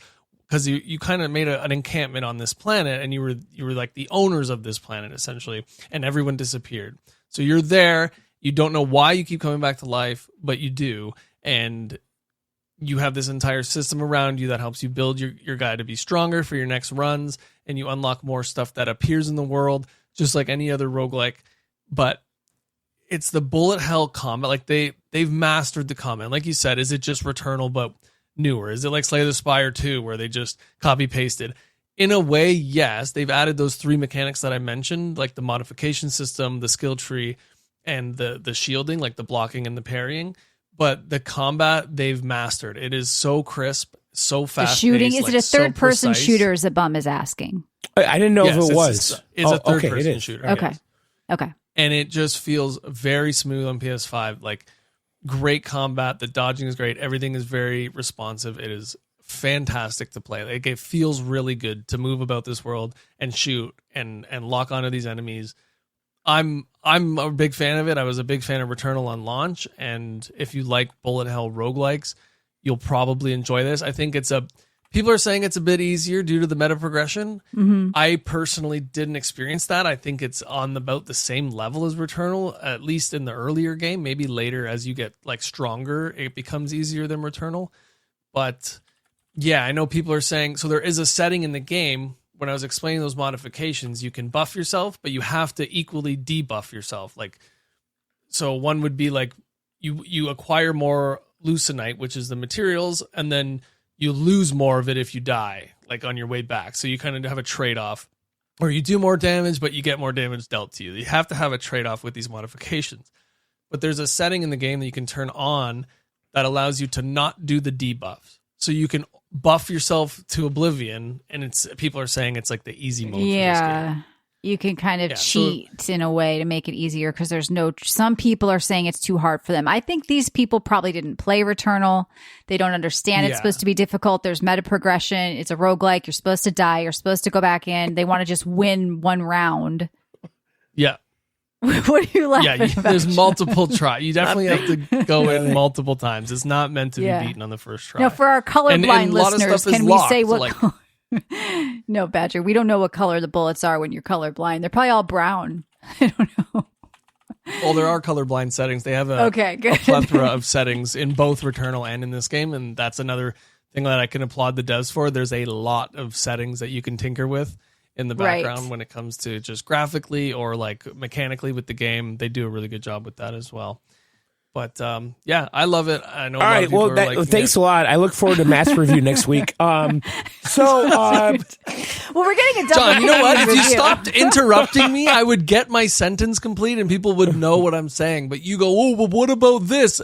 In the middle of me explaining it. All right. So anyway, I think, I don't know. I'm trying to roll it back just mostly for our listeners too, because they're asking like, is it a third person shooter? I get ahead of myself sometimes. Yeah, like they don't even know the basics of it. So like, yeah, like I don't know. Like I'm hearing, when I know I talk like that too, like I'm talking about Path of Exile and I'm talking about this and that. People are like, are you speaking another language? So that's why I'm just like, I know I cut in. Is it a third person shooter? Is it a first person shooter? Is there a gun? I'm hearing this and that. But yeah, I could have so Krell thought he was talking about a card game. Yeah, exactly. No one knows what you're talking about, dude. Like the only reason I didn't say third person was because I assumed everyone knew about Returnal. They but don't I guess know. They don't know. They don't know. Returnal was like 3 years ago. I mean, that's why I think people are mad that it's hard. Like, there's no way someone's playing this is pissed off. It's hard, like actually angry. They probably just didn't even play Returnal. But here's the hook of the game. It's like Returnal, except you have permanent upgrades. You get permanent upgrades in Returnal. Okay, there you go. Not That's the hook of the game. Yeah, like, but that's roguelikes. Like, that's exactly what a roguelike is, or roguelite. Roguelike you versus get light. meta progression. Yeah. Yes. Yeah, light. Light has meta progression. That is exactly what it is. The only thing I didn't mention was third person. And yes, it's a big aspect of the game. I just let's just say it's a card battler. Let's confuse the fuck out of it. Yeah. Let's just go. It's a card battler. Yell at us, whatever. No, and there's blue bullets and there's red bullets. Look, I might like this if it ever came to PC. I did like Bullet Hell. Witchfire. I said Bullet Hell. What kind of card game has Bullet Hell? Name me one. I like Witchfire. I like Remnant 2. This could be in the same wheelhouse. It sounds like it could be. But you got to fun, think like those games are pure like mob killing, whereas this is your traditional bullet hell. There is a plethora of bullets filling your screen. Well, I mean, Nier Automata, is that suddenly a bullet hell because I dodged a projectile? I think we have different terms of Michelle, bullet hell. like but I think bullet hell, I think of like Vampire Survivors. On the screen, and there's a little hole you have to fit a bullet hell is like a Nier. shmup. Yeah, that's like Nier though in a way. There's the like shit on the screen. I guess those are Vampire Survivors is supposed to be technically a bullet heaven because it's reversed or some bullshit. Yeah, but when I think bullet hell, I think of Enter the Gungeon. I don't think of this perspective. Which also has John, go ahead with the arcade screen. games. Go ahead, whatever you want to say. Yeah, a bullet hell is a shmup. That's what it is. Was the shoot 'em up? Bullet hell's not a shmup. Oh yeah, I shoot 'em up. Yeah, I guess. It's a shmup. But I mean, but you're doing it's a shmup. Don't put it. You can't put that everywhere. what? You can't apply that to everything. So anything shmup. where I'm shooting something up is a shmup. I hate that fucking term. It's a shmup. I don't like that term either. God damn it. Bullet hell is a genre. I feel like when you guys interact about a game, it gets very awkward and hostile. We're going to workshop this, guys. Okay. All right, here. I'm on the Wikipedia page for bullet hell. Okay. Okay. Zog says John is right on this. I don't want to enter into this arena, okay? Between shmup bullet and hell, bullet, also known as manic shooter, is a Okay. subgenre of shoot 'em up games. Shmup. yeah. Okay? Okay. It's So not you a can't first say it's a genre. bullet So It's hell. not a You have to say third-person it's a shmup. shooter. It's not a first-person shooter. It's not your Enter the He Gungeon. said I it was love that. third. He said it was No, a I third-person said- shooter. It's third person, but I said Enter the Gungeon is similar to Ikaruga! Returnal in the way of it being bullet hell. Gradius! It is not a shmup because I'm not going up the screen. The screen is not moving up. I'm moving I don't know. in a linear plane. Let's Google Saros and Gradius bullet hell. goes left to right. Okay? Ikaruga goes up to down. 1942, 1943. when I This game Googled does not go Saros up to bullet hell. down. It's not a Shoot 'em shmup. up It's goes not a up bullet and It's a hell. down. third-person roguelike shooter. There's no mention of shmup or fucking bullet hell. You're both wrong. If you're describing No, Saros as a bullet the hell or a chat shmup, agrees you're with me. stupid. You're both dumb. It's a fucking Saros is a third-person 2026 roguelike shooter. third-person action bullet hell roguelike for PS5 developed by No, Housemarque. I'm not seeing bullet hell You can't anywhere. apply Other bullet than hell to Wikipedia. everything because It's on there's more Not than one everything. I've bullet. never It's on even said that Wikipedia. word before. It's What? on Wikipedia. If he wants to say bullet hell and you want to say shmup, I say you're both stupid, even though it's on Wikipedia. I will say I'm it's a on roguelike Wikipedia. shooter. Bullet hell and shmup are pretty much interchangeable. Okay, but they're both stupid. Like, the shmup Okay. people are going to write in now. You're right. Look what you've done. You've pissed What? off the shmup people. Listen to me. It's a okay? bullet hell. It says it on Ryan, Wikipedia. You listen right now, buddy. Okay, I had Oh my Ikaruga God. on the GameCube, and I fucking But turned John, my CRT nobody knows sideways. what that is. Nobody knows what Ikaruga is now. They call I it a bullet turned hell. my CRT sideways so I could play it vertically. That's I don't know what you're a talking about. shmup. So it wasn't shmup, it was schmideways. It says No. it on Wikipedia, John. It says bullet hell. Yeah, Because you it wanna say is. I know shmup? exactly what a bullet hell is. I think you're both crazy. Just say it's a third-person roguelike shooter. I Why is it got to be a shmup rotated or a But bullet the hell? my difference, third-person TV. roguelike shooter would be This is Dead so Zone technical. Rogue.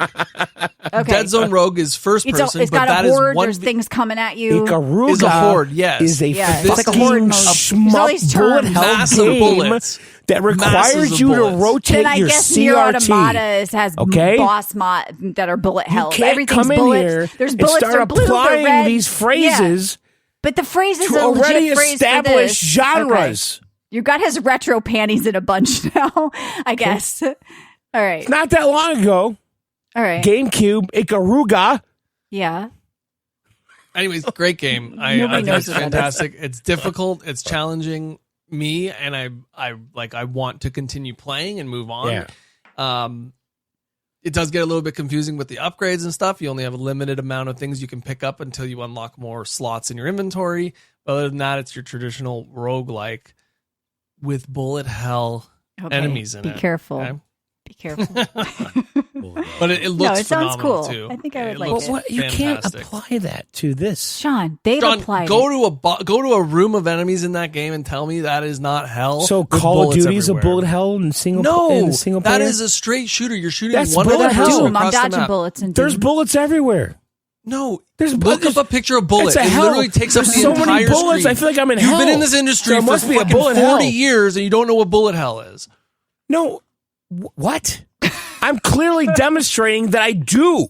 No, you're telling me Call You of don't Duty even is a know bullet what hell. Ikaruga is. I didn't say I didn't know that. I'm just dismissing it. I want You're to ask you a dismissing- question, right? you're Since you're the bullet hell dismissing guy. Ikaruga? Would you say that Nier Automata is a bullet hell with that picture then? I didn't play it, but Okay, I let me sent you a look it picture up. in Twitch because that's what I'm picturing. On Twitch. They have oh, a, God. I'm sorry. On Twitch in there. I can put it in here too. So you by your that definition, then you Okay, think now listen. that's a I'm bullet on the hell, right? Wikipedia. They have a section called Bullet Hell Hybrids. Yeah, so those boss fights Hang in on. Nier Automata definitely look You are need to bullet listen. hell. Okay, get it. All right. Right. Hang So- on. These are Bullet Hell Hybrids. well, I think that's probably what We're- Nier we're- is. We're not Now, talking wait. about hybrids, John. We're talking about the actual thing I'm on here. the Wikipedia, okay? There's a category called Bullet Hell Hybrids. These are bullet games. hell like Krell Now says. listen to No, me. Krell.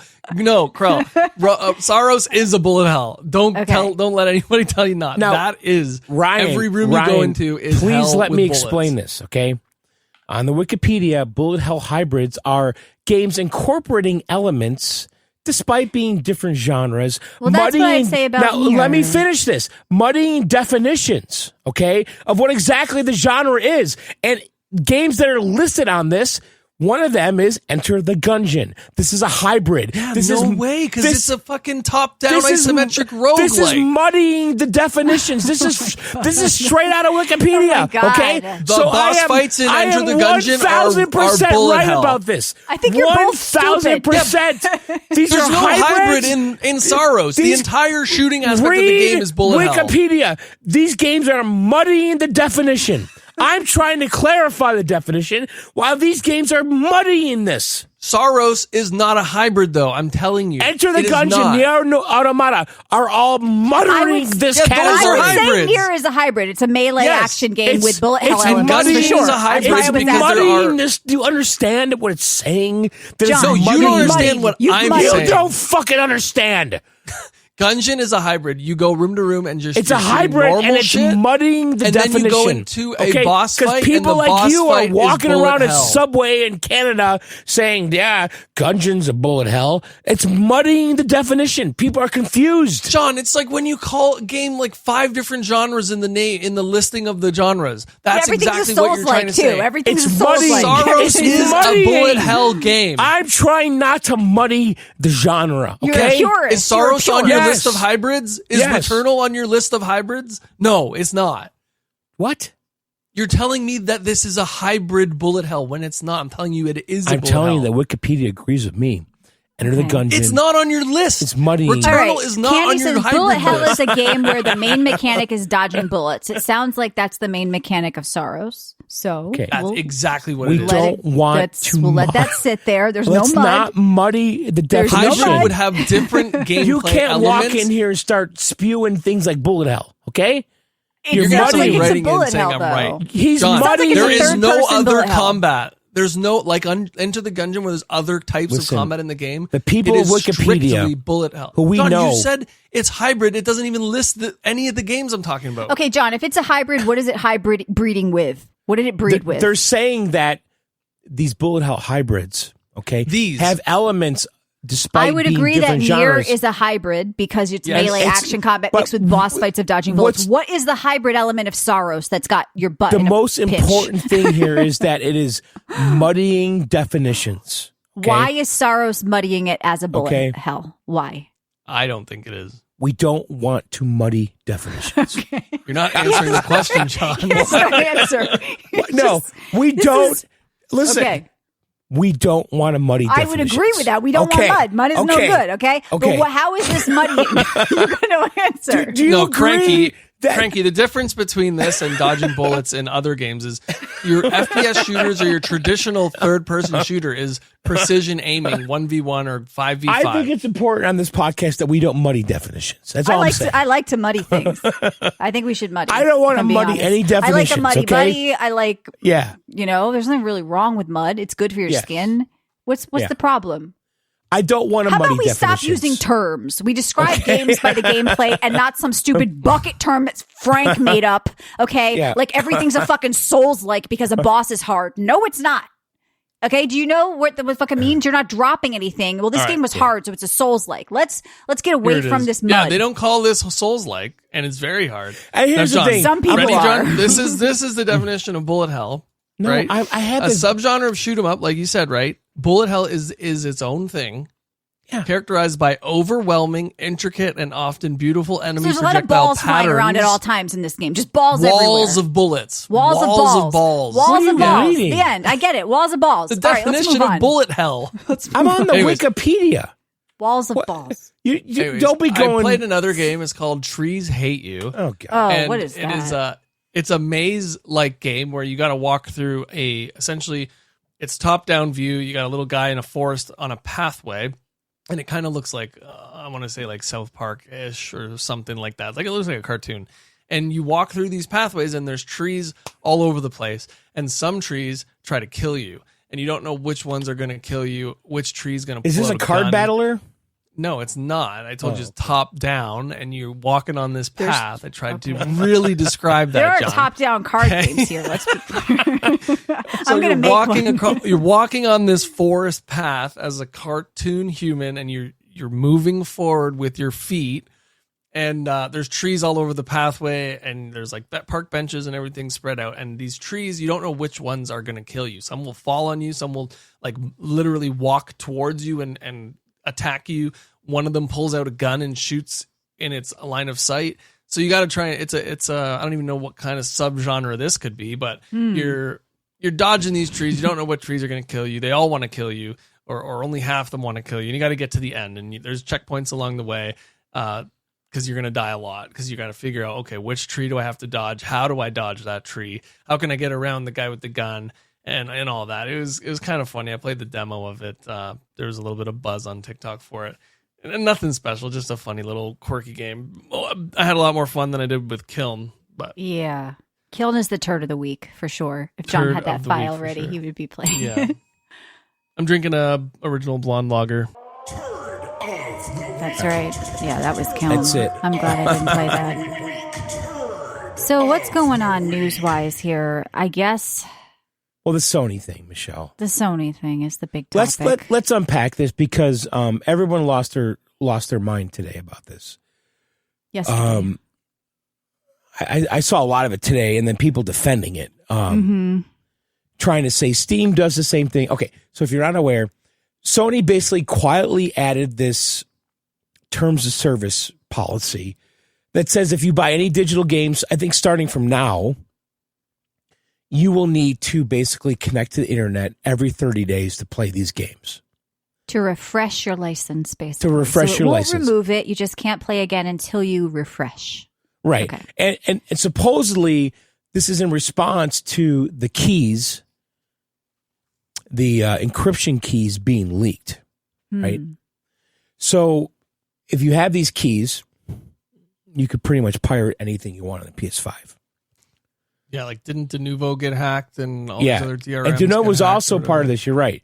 So Denuvo also Denuvo was cracked, and all single player games are previously protected 2K games, and Denuvo reportedly retaliate with a mandatory 14-day online check. Yeah, but when you're on PC, you can bypass telemetry and stuff, and that'll be out of the hacked versions. But let's talk about the PlayStation thing, because this is where users have no choice, and they're not going to jailbreak their PlayStation.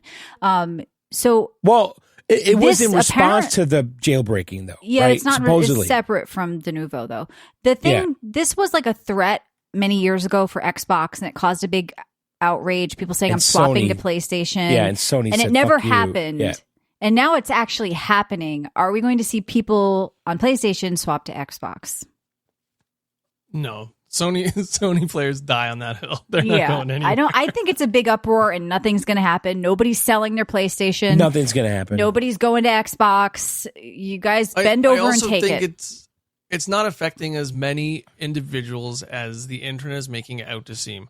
Now, from my perspective, it is to counteract, like you said, the hackers and all that. But I also read that people were refunding games going offline before the refund processes.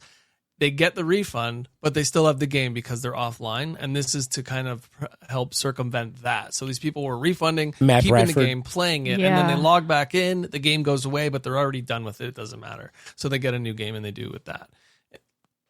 Why can't they just do 2 week, 2 hour like Steam people is? I don't know. Like if you log in, totally negate like all of this. They just don't want to give people that time or whatever. Even if it's 1 week, 1 hour, like they shouldn't allow returns then if people are offline. I get that. Make people go online to return.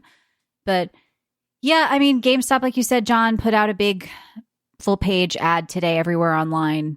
Play really has no limits at GameStop. CC is saying it's great for physical sales. Unfortunately, though, Ryan, like we were saying, your physical sale still has to sign on, get the day one update, probably be patched. Well, that's what I'm saying. Like, you got to patch or you got to finish the download. You need an icon, right? That says game on disc. So if you want to go camping. It's never fully on the disc. Well, I don't think a lot of games are. But that's nowadays it's just indie. Like those days are over. That's relatively new in the grand scheme of things, though. Probably the last 5 to 10 years. I mean, I used to get on planes all the time with a fucking DS and a cartridge, and I was good to go. Working game, I get that, John. But think about these big games that you got a big game like, let's say, Crimson Desert. Okay, maybe too big, but I'm going to use it as an example. They shipped out the hard physical copies of those games before they were even finished patching the game in-house. So the game that I download on Steam is a different version than the game that's on the disc. So no matter what, that's always someone been, has to that do has been the case patch. the last 10 years. But what I'm saying, though, is that like around the Switch is when things started getting a little sketchy, where you needed these big updates. I'm thinking like handheld on a plane, okay? Like I used to grab a cartridge, get on a fucking plane, open it up on the plane, play a 3DS game. Yeah. And then around the Switch is when that started getting a little sketch, where I didn't know if I could actually play the game, right, on the cartridge. Yeah, you got in trouble a few times with that. You had a game ready for vacation, I remember. You slipped the cartridge in. It's like, day one update, got to download it. You're like, shit, and I had like shitty internet on the beach. Right. And it took like 6 hours to fucking update the cartridge, right? It wouldn't play otherwise.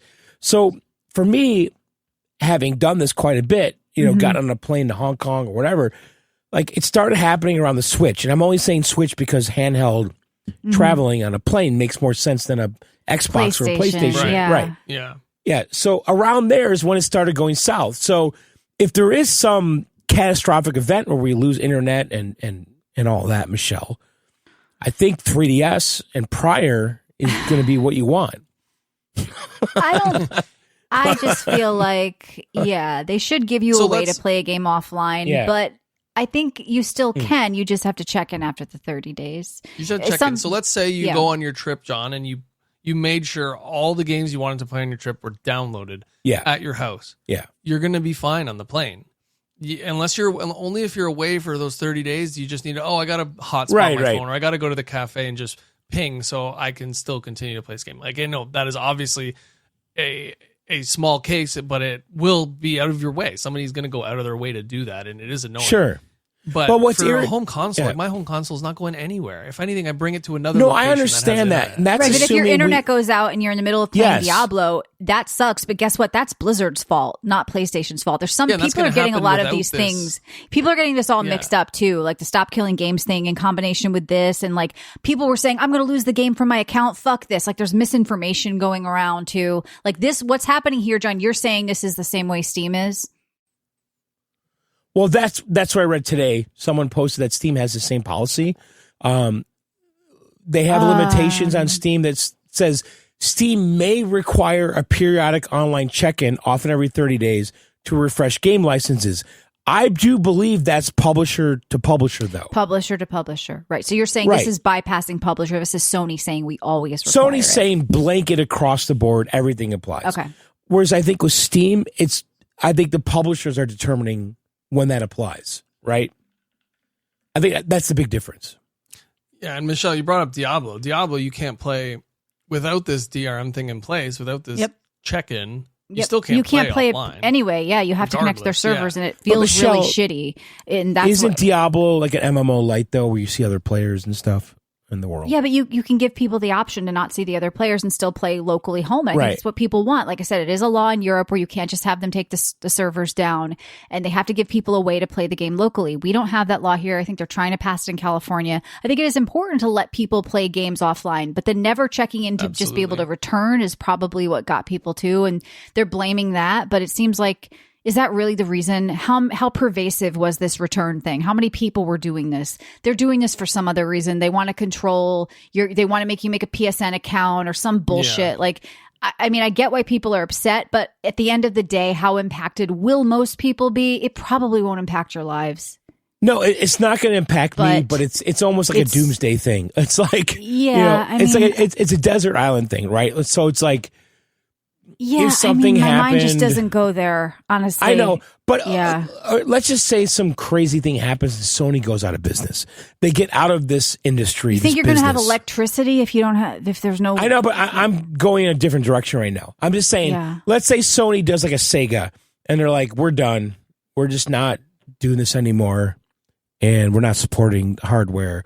We're gonna bigger problems then, because 90% of their games would be unplayable. We're focusing on these games. We're focusing on TVs and all that, and we're done. Yeah. So we can't play those games anymore. Pigs start flying, and people keep saying to me about Steam. Are you happy you have a digital library? Kevin says you don't own any of it. I said I've been on Steam for 20 years. I've never lost a game, and I can go download it on the internet if I want to. I'll make 70 backup copies. Don't fucking worry about it. This like the constant doomsday and the constant like stress of people being outraged, I think is also blown out of proportion on one hand. On the other hand, I get why people are upset. It's silly. It's the principle, whatever. But I think at the end of the day, ask yourself, is there a time when my PlayStation is not connected to the internet for 30 days? And probably no. Yeah. Probably no. I don't disagree with that. That's all I'm saying, guys. Just go relax.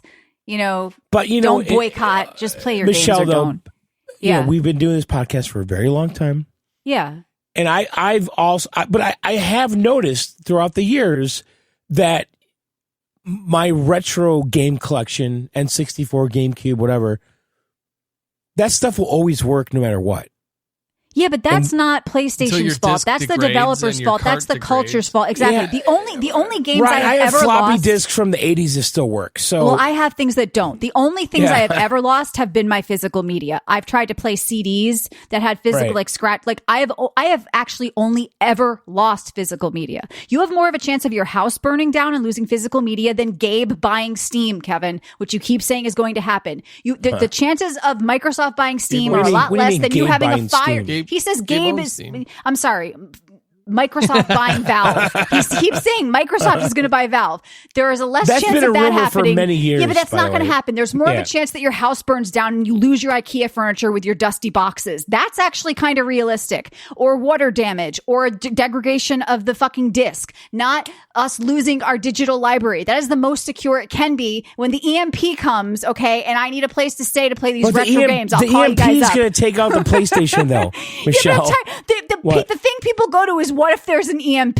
But the what EMP if Microsoft is not buys going to Steam? Let's work in reality. What if a fucking flood hit your house? Because I know a bunch of people who had flood damage, and you ruin your disc.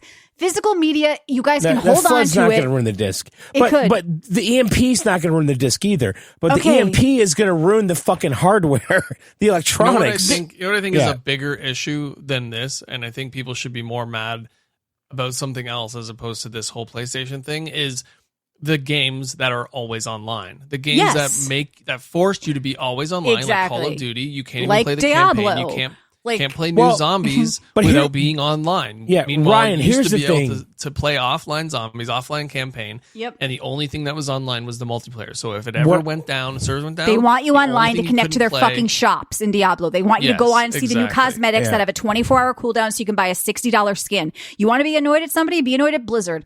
I don't think these are the things that are it's obvious What's why annoying, they're common doing denominator here. Yeah. What's annoying though is games that require you to be online that should never require you to be online. like a single player experience. Battle Pass and cosmetics was need just you to be saying, yeah. online. And they've done that to everything, even single player games. You want to play the single player campaign of Diablo? Nope. You got to get on and see the Battle Pass. You got to get on and That's see the funny, outfit. Michelle. Right, Yes, they are that way, but I could be online for that 20 minutes to purchase the Battle Pass, to download my patch, and I should be able to progress my Battle Pass and everything offline. Sure. That should still be fine. But you know they what? won't It's not ever going to let it. happen. Yeah, It's they not would gonna never happen. allow that. And I But can when cry you- about it. I can make a post on X. Yeah. It's not going to change. But Battle right? Passes requires online because when you level up, They from can do 1 a to check-in 2, when you from level. 2 to 3. Yeah. It's adding that to your account. Okay, let's move on. So, Steam controller showed Getting up good on, reviews. It showed up on Valve's website. $99. It has magnetic thumbsticks. Okay. TMR. Which is very different than the mechanical or even Hall effect sticks and other joysticks. Full set of inputs to play your whole Steam library, 4 times haptic motors for high definition rumble, whatever.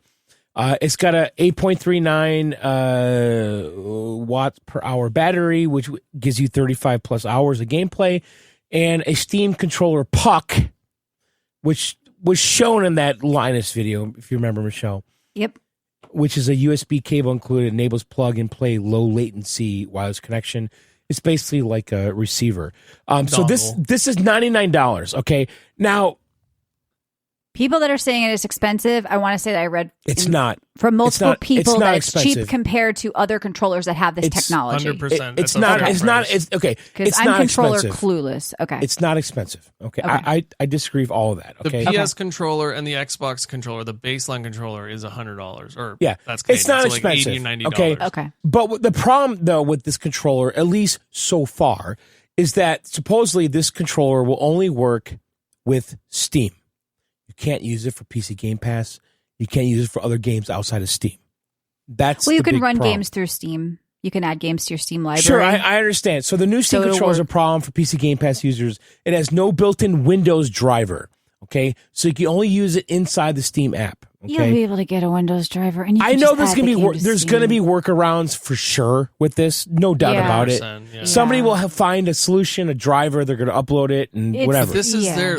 their controller for the Steam. Obviously, yeah. Yes. Yeah. This is they're making This is for step that, and one. This is step playing one. on So your it's coming out desktop May is 4th. Secondary. Yeah. Yeah. So, now I don't know if I'm gonna buy this because I truthfully don't care about the touchpads. I haven't touched a touchpad on my Steam Deck. Me once. neither. I've done it maybe just to move a mouse to a Yeah. login prompt. Yeah, I think you it know, depends on the like, type to of get to games the you're typing. playing. Yeah. Is it? Oh, Like absolutely. I've had a depends on couple that. issues, Brian, where it's like you need to log into something, you need to Yep. move the cursor to the the text box, Yes. Yeah. But that's really about it. I've never played a full game with those touch controllers, and I didn't like it on the Steam Link. Was that what it's called, Michelle? The yeah, I the think other this one. is for people who have the Steam machine. I mean, they promise you can play any game in your library, and a lot of people do play RTSs and things like that, or mouse games. So it's going to be required for some games. You don't have to use the pads.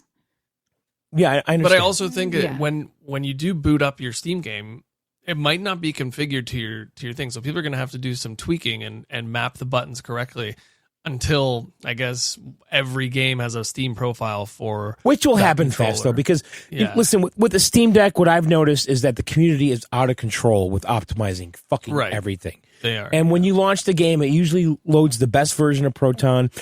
I use a 360 controller, Xbox One controller, sorry, with my Steam Deck. It always fucking works. Why no would you matter have to what. program anything though? It's still just a basic, directional pad. No, because 4 it thumbs loads the and two- profile. No, on I know. I'm Steam talking Deck. about for this new controller though. It should just work like any other controller, and the touchpads. I know, but there's be like profiles mouse though input. that the community Yeah. puts in there. There'll be So, extra like, profiles, but you can just use this out the box without configuration. Yeah, but so the touchpads just act as a mouse then? Like sure, Yes. but the, a commu- baseline? but Michelle, Yeah, honestly, I think so. on the Steam Deck, when you launch a game, if you have an Xbox One controller hooked up or this, Yeah. it will automatically load the like highest rated. Well, most profile. people aren't using this controller for Steam Deck. I'm saying like plug this into your PC, plug it into the Steam Well, machine. Steam Deck the games and are gonna Steam work. Machine's gonna be the same experience. It's gonna be the same.